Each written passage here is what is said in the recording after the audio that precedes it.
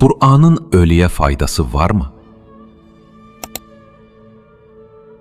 Yasin surəsi insanlar arasında çox vaxt ölülər üçün oxunan surə kimi tanınsa da, əslində Quranda açıq-aşkar bildirilir ki, bu surə ölülər yox, dirilər üçün, yəni yaşayan, düşünən, doğru yolu tapmaq istəyən insanlar üçündür.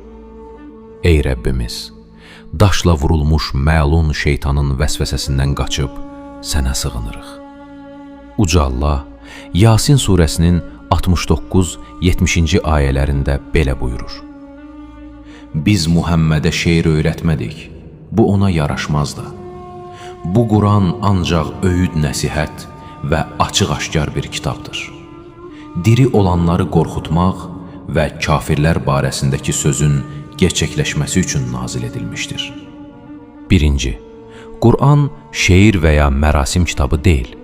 Allah bu ayələrdə bildirir ki, Peyğəmbərə nazil edilən Quran, şeir, əfsanə, mərasim üçün mətn və ya sadəcə oxunan sözlər deyil.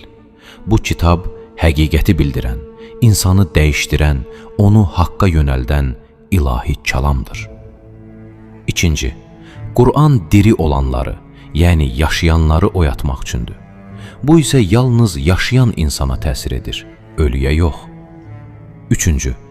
Ölülər üçün deyil, dirilər üçün hidayətdir. Ayənin açıq məması göstərir ki, surənin əsas məqsədi insanı xəbərdar etmək, tövbəyə çağırmaq, axirət gerçəyini xatırlatmaqdır. Bu xəbərdarlıq isə yalnız diri olan insana təsir edir. Ölünün isə artıq əməl dəftəri bağlanıb və xəbərdarlıq ona aid deyil.